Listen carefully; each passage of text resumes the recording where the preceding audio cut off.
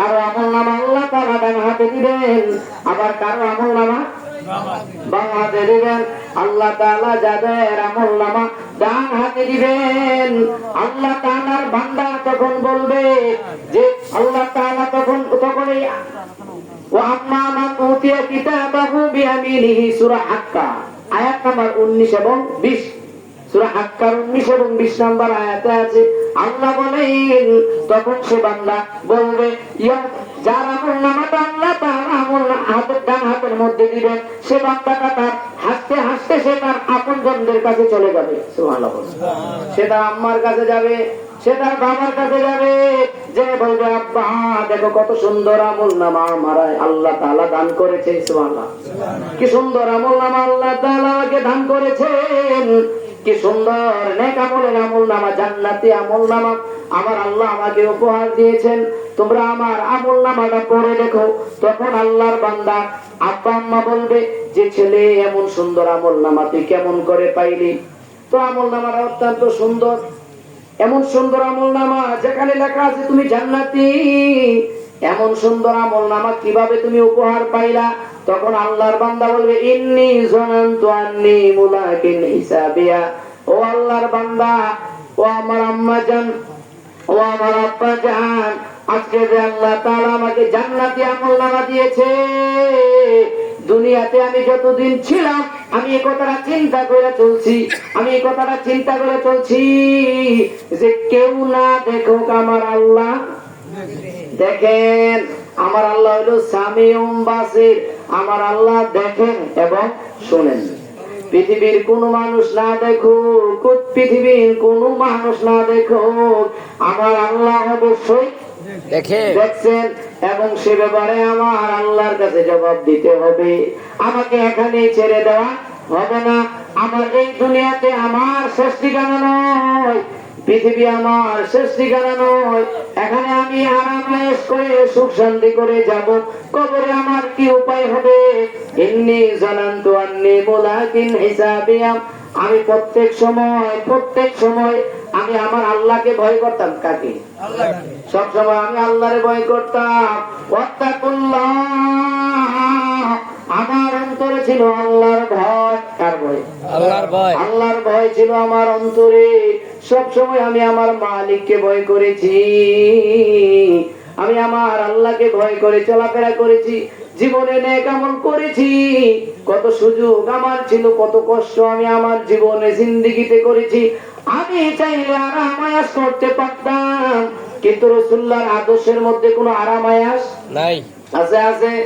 নাই। নবীজি জীবনে অনেক কষ্ট করেছেন, জিন্দেগিটা অত্যন্ত কষ্টের জিন্দেগি নবীজি যাপন করেছেন। কিন্তু নবীজি চাইলে অবশ্যই বাদশাহী হানাতে থাকতে পারতেন কি পারতেন না? নবীজি হাত দরবারে থাকতে পারতেন, আরাম আয়েশের কোনো অভিজির অভাব ছিল না। ঠিক কিনা বলেন? ঠিক না বেঠিক? হযরত ওমর ফারুক রাদিয়াল্লাহু তাআলা আনহু একদিন নবীজির ঘরে গেলেন, যাইয়া দেখলেন নবীজি হাতটারে বালিশ বানায়া এবং শুয়ে আছে, এবং নবীজির যে খাটটা ওটা খেজুর পাতা দিয়া বানানো। বলুন না সুবহানাল্লাহ।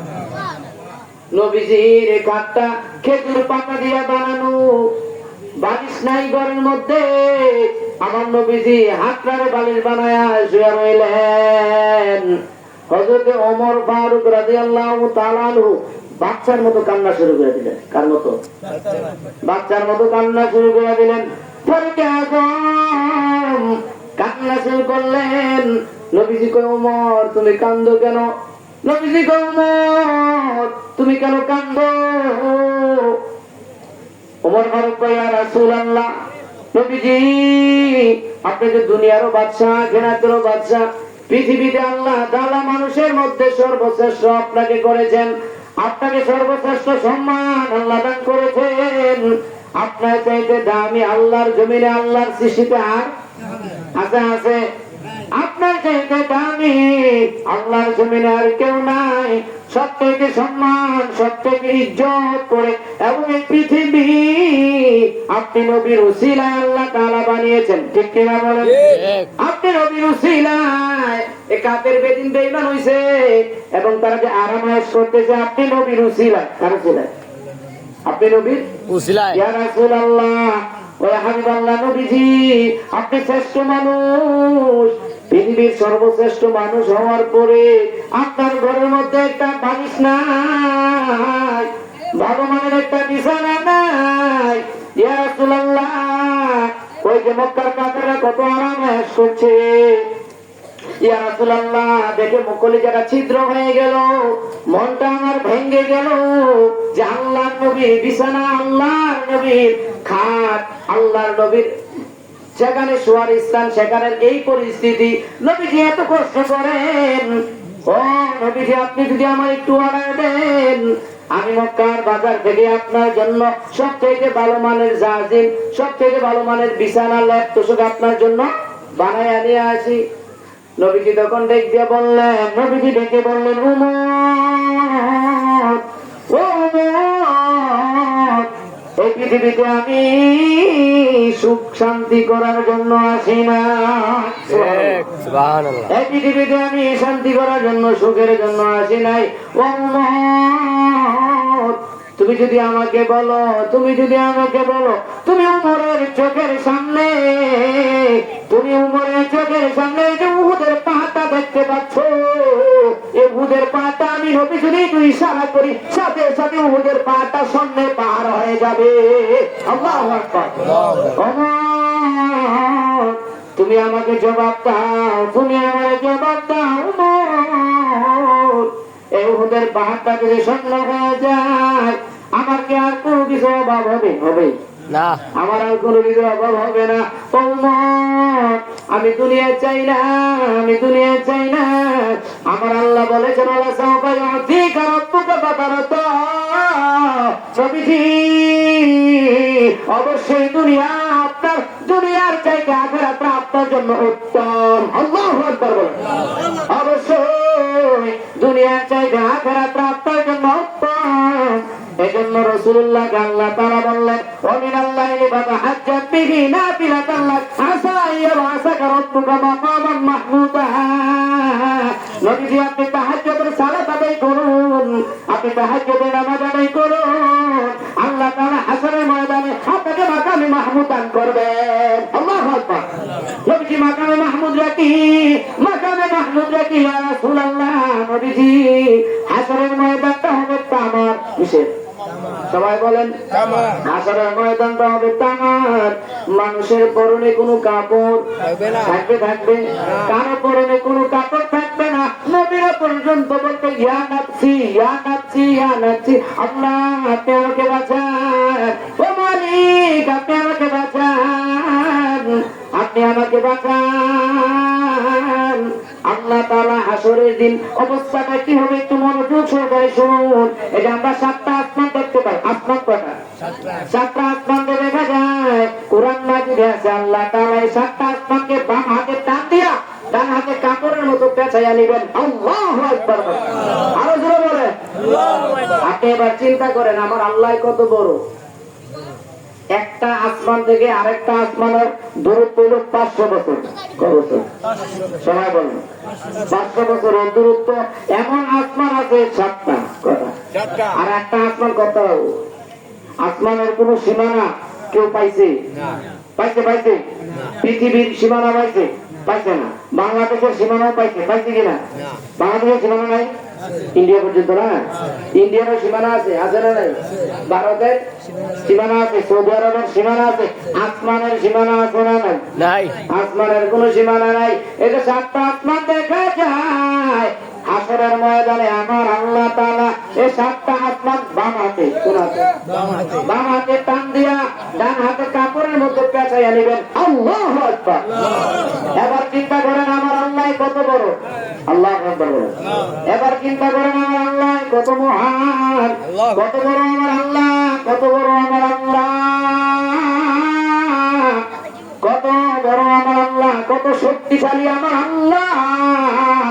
তখন আল্লাহ তাআলা হাসরের ময়দানে চেহারার মধ্যে বসবেন, বসার পরে বলবেন, লিমানিল মুলকুল ইয়াউম, আজকের বাদশা এটা কার, আজকের বাদশা এটা কার, আজকের রাজত্বটা কার, আজকের ক্ষমতা কার।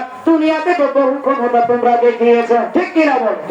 মানুষের উপরে জুলুম করেছো, নির্যাতন করেছো, অকাতরে যে ধরনের আচরণ তোমরা মানুষের উপরে করেছো, ও আল্লাহর বান্দারা, বড় বড় জালেমদেরকে আল্লাহ ডেকে বলবেন লিমানিল মুলকুল ইয়াউম, আজকের বাদশা এটা কার? কার কার? কেউ কোনো জবাব দিবে না, সবাই ভয়, সবাই কি ভয়ে ভয়ে ভয়ে ভীত হয়ে থাকবে, ভয়ে ভীত হয়ে থাকবে সকলে। তখন আল্লাহ তাআলা বলবেন লিল্লাহিল ওয়াহিদিল কাহ্হার, আল্লাহু আকবার, যে এই রাজত্বটা একমাত্র কেবলমাত্র শুধুমাত্র আল্লাহর। কার? মুফাসসিরিনে কেরাম বলেন আল্লাহ তাআলা হাসরের ময়দানটা তামার করবেন কেন? যে তামাটা অতি তাড়াতাড়ি গরম হয়। অতি তাড়াতাড়ি কি হয়? তামাটা অতি তাড়াতাড়ি গরম হয় এবং ঠান্ডা হয় অনেক দেরিতে।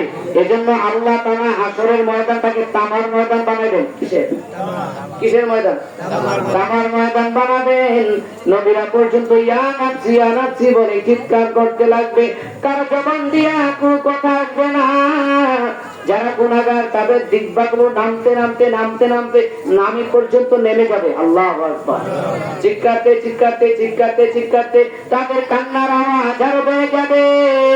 আল্লাহ তাআলা সূরা সাজদার 12 নম্বর আয়াতে বলেন, সূরা সাজদা আয়াত নাম্বার 12, সেখানে আছে আল্লাহ বলেন ওয়ালাউ তারা ইযিল মুজরিমুনা নাকিসু রুউসিহিম ইনদা রাব্বিহিম রব্বানা ওয়াবসিরনা ওয়া সামি'না ফারজি'না না'মাল সালিহান ইন্না মুকিনুন। ও আল্লাহ, আমার আল্লাহ, ও মায়ার আল্লাহ, ও দয়ার আল্লাহ, আজকে তো হাসরের ময়দানটা দেখলাম, নিজের চোখে দেখলাম। ও মালিক, এবার তুমি আমাদেরকে দুনিয়ায় পাঠায় দাও। তারা এভাবে বলবে রব্বানা ওয়ালাউ তারা ইযিল মুজরিমুনা নাকিসু রুউসিহিম, তাদের মাথাটা নিচের দিকে থাকবে। কোন দিকে? মাথা থাকবে নিচের দিকে।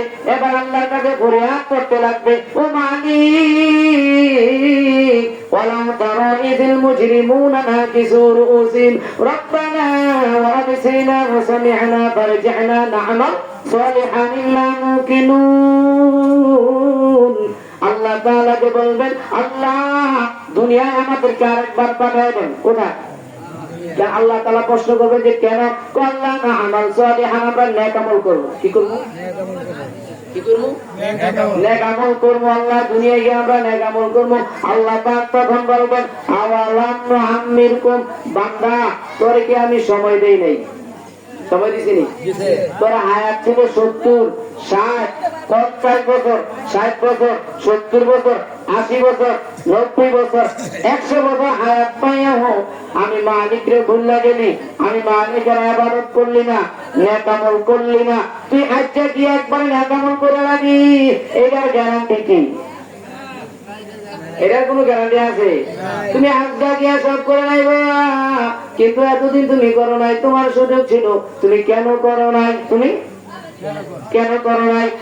কোরআন শরীফ সূরা মুলুক আয়াত নাম্বার 8, সূরা মুলুক আয়াত নাম্বার 8, সেখানে লেখা কুল্লামা উলকিয়া ফিহা ফাউজুন সাআলাহুম খাযানাতুহা আলাম ইয়াতিকুম নাযীর, যখন জাহান্নামীদেরকে জাহান্নামে নেওয়া হবে, জাহান্নামের যে রক্ষী, জাহান্নামের যে দারোয়ান, তারা বলবে কি রে তোদের কি কেউ সতর্ক করে নাই?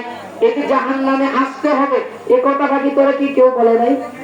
তারা বলবে কলু বালা, হ্যাঁ আমাদেরকে বলা হয়েছে, আমাদেরকে বলা হয়েছে। কলু বালা কত জানা নাজির, কতরা কি করছো? বাকাস যাব না, আমরা মনে করছি মৌলবীরা খায়া কাম নাই। আমরা কি মনে করছি? বলে বাকাস যাব না, মৌলবীরা খায়া মসজিদ খায়, সরকারি খায়, মসজিদ ঘুমায়, সরকারি খায়, মসজিদ ঘুমায়, আমরা কই বাকাস যাব না।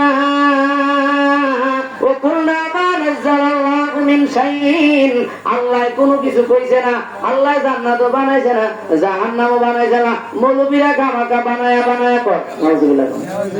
আমরা তো মৌলবীরা বানায়া বানায়া কয়, কিন্তু আজকে এত ধরা খায় গেলাম।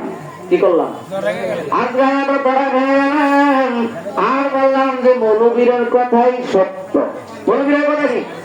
আজকে এত ধরা খাইলাম আর এখন বুঝলাম যে মৌলবীরার কথা হইল সত্য। বলেছি সেদিন আপনারা বুঝবেন নারায়ে তাকবীর, আল্লাহু আকবার, প্রধান মেহমানের আগমন, শুভেচ্ছার স্বাগত, মোহাম্মদ জানাতি সাহেবের আগমন, শুভেচ্ছার স্বাগত, পটুয়াবাসীর পক্ষ থেকে, লাল গোলাপ শুভেচ্ছা, যুব সমাজের পক্ষ থেকে, লাল গোলাপ শুভেচ্ছা, এলাকাবাসীর পক্ষ থেকে লাল গোলাপ শুভেচ্ছা, নারায়ে তাকবীর। আল্লাহু আকবার। আলহামদুলিল্লাহ, আমাদের মাঝে প্রধান বক্তা এসে গেছেন। ইনশাআল্লাহ অল্প কিছুক্ষণের মধ্যেই হুজুর তাশরীফ আনবেন। আল্লাহ তাআলা কবুল করুক, পড়ুন আমিন। আমরা যেটা বলছিলাম যে জাহান্নামের মধ্যে যখন নেওয়া হবে, জাহান্নামের দারোয়ানরা বলবে কি রে, তোদেরকে কি সতর্ক করা হয় নাই? তারা বলবে যে না, আমরা মনে করছিলাম যে মৌলবীরা বানায় বানায় কয়, কিন্তু আজকে আমাদের ধরা খেয়ে গেলাম। যদি দুনিয়াতে মৌলবীরার কথা শুননা আমল করতাম, তাহলে আজকে আর আমাদেরকে জাহান্নামে আসতে হইতো না। তখন সেই দিন বুঝবা, সেই দিন বুঝাবে তোমার কোনো কাজে আসবে না। ও বাবা, দিন খুয়াইয়া যদি কুয়াইয়া কাঁদবো, মাটি ফায়দা কোনো কাজ হবে না। হবে হবে না। এজন্য সময় থাকতে কাঁদতে হবে। নবীজি কয় হাসরের ময়দানে মানুষ কাঁদতে কাঁদতে কাঁদতে কাঁদতে কাঁদতে কাঁদতে কাঁদতে কাঁদতে চোখের পানি শেষ। কি শেষ? চোখের পানি শেষ হয়ে যাবে, কিন্তু তার দুঃখ শেষ হবে না, কষ্ট শেষ হবে না। দুঃখ শেষ হবে না, কষ্ট শেষ হবে না। নবীজি কয় কাঁদতে কাঁদতে কাঁদতে কাঁদতে চোখের পানি শেষ, এবার তার চক্ষু দিয়ে রক্ত বের হবে। আল্লাহু আকবার। আল্লাহু আকবার। চোখের পানি শেষ, তার চক্ষু দিয়ে রক্ত বের হবে, কিন্তু তার একটা গুনাহ মাফ হবে না। একটা গুনাহ তার মাফ হবে না। নবীজি কয়, তিরমিজি শরীফের হাদিসে এসেছে, নবীজি কেউ যদি, নবীজি বলেন কেউ যদি আল্লাহু আকবার ইয়া রাসূলুল্লাহ শুভেচ্ছা স্বাগতম আল্লাহু আকবার। নবীজি বলেন যে কেউ যদি হাসরের ময়দানে কাঁদতে কাঁদতে চোখের পানি শেষ করে, চোখে দিয়া যদি রক্ত আনে, তারপর তার একটা গুনাহ মাফ হবে না। দুনিয়ায় থাকার পরে কেউ যদি তার কেউ যদি দুনিয়ায় থাকার পরে তার চোখে দিয়ে একটা মাছের মাথা পরিমাণ পানি আনতে পারবে, তার জন্য গুনাহ মাফ হবে এমন না, তার জন্য জাহান্নামের আগুন হারাম হয়ে যাবে। আল্লাহু আকবার বলে। কেউ যদি আল্লাহর ভয়ে, জাহান্নামের ভয়ে একটা মাছের মাথা পরিমাণ চোখে দিয়ে পানি আনতে পারে, তার জন্য আল্লাহর জাহান্নাম হারাম হয়ে যাবে, বলুন সুবহানাল্লাহ। এই জন্য এই পৃথিবীতে কান্নাকাটি করা দরকার, এই পৃথিবী থেকে আল্লাহ তাআলার আমল করা দরকার। আল্লাহ তাআলাকে পৃথিবীতে থেকে আল্লাহ তাআলার রাজি এবং খুশি করা দরকার। দরকার কিনা বলেন? বলেন দরকার কিনা? দরকার। অবশ্যই আমাদেরকে এই পৃথিবী থেকে আমাদেরকে কি করতে হবে? নেক আমল। হাসরের ময়দানে যদি আল্লাহ দরবারে আমরা ফরিয়াদ করি যে আল্লাহ আপনি আমাদেরকে আবার দুনিয়ায় পাঠাবেন, ইম্পসিবল, অসম্ভব, দুনিয়াতে আর পাঠানো হবে হবে হবে তবে আল্লাহর নবীজির উম্মত যারা, তারা যদি জাহান্নামেও চলে যায়, আল্লাহর রাসূল সাল্লাল্লাহু আলাইহি ওয়াসাল্লাম তাদেরকে সুপারিশ করে জাহান্নামের ভিতর থেকে তাদেরকে বের করবেন। সুবহানাল্লাহ বলেন। আমরা নবীজির উম্মত হয়ে খুশি না বেজার? খুশি। বলেন খুশি না বেজার? এই নবীর উম্মত হওয়ার জন্য নবীরা পর্যন্ত দোয়া করেছেন। নবীদের মধ্যে হযরত ঈসা আলাইহিস সালামের দোয়া আল্লাহ তাআলা কবুল করেছেন, বলুন সুবহানাল্লাহ। তিনি চতুর্থ আসমানে জীবিত অবস্থায় আছেন, অবশ্যই তিনি আমার নবীর উম্মত হিসাবে এই পৃথিবীতে আগমন করবেন, বলুন আলহামদুলিল্লাহ। বলুন আলহামদুলিল্লাহ। এই নবীর উম্মত হয়ে আমরা খুশি না বেজার? তাকবীর দেবো। নারায়ে তাকবীর, আল্লাহু আকবার, নারায়ে রিসালাত, ইয়া রাসূলুল্লাহ, আহলে সুন্নাত ওয়াল জামাত, জিন্দাবাদ। প্রধান বক্তার আগমন, শুভেচ্ছার স্বাগত, মহাজগতী সাহেব কতার আগমন, শুভেচ্ছার স্বাগত, পটুয়াবাসীর পক্ষ থেকে লাল গোলাপ শুভেচ্ছা, নারায়ে তাকবীর, আল্লাহু আকবার, নারায়ে রিসালাত। ইয়া রাসূলুল্লাহ।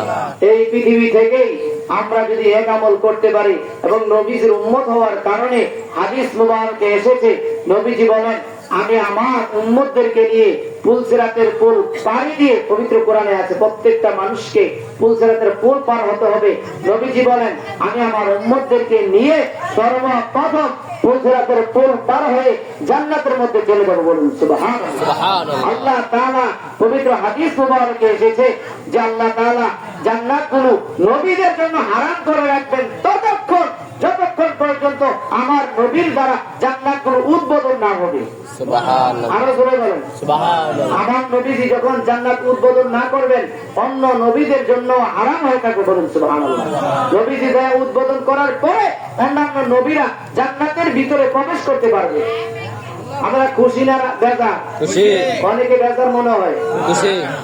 আল্লাহ তাআলা কবুল করেন। এবং বুখারীতে হাদিস এসেছে আন ইব্রাহিম ইবনে হুসাইন রাদিয়াল্লাহু তাআলা আনহু ইয়াখরুজু কওমুন মিনান নার বিশাফাআতি মুহাম্মদ সাল্লাল্লাহু আলাইহি ওয়াসাল্লাম, নবীজির শাফায়াত দ্বারা যদি আল্লাহর নবীর উম্মতেরা জাহান্নামের ভিতরে চলে যায়, জাহান্নামের ভিতর থেকে আল্লাহ রাসূল সাল্লাল্লাহু আলাইহি ওয়াসাল্লাম সুপারিশ করে তাদেরকে জান্নাতের ভিতরে নিয়ে আসবেন। আল্লাহ তাআলা কবুল করেন। আমিন। জাহান্নামের ভিতরে যাওয়ার পরেও কি করবেন? তাদেরকে সুপারিশ করে নিয়ে আসবেন। আল্লাহ তাআলা আমাকে কবুল করেন। আমিন। আল্লাহ তাআলা আমাদের সকলকে কবুল করেন। হুজুর এসে গেছেন, আমি আর দীর্ঘায়িত করতে চাচ্ছি না। আপনারা সকলে আমার ব্যাপারে জানেন যে আমি আপনাদের এই পাঁচশো এলাকার ছেলে। আমি দারুন ইউনিভার্সিটি থেকে আমি মাদ্রাসায় পড়াশোনা করি।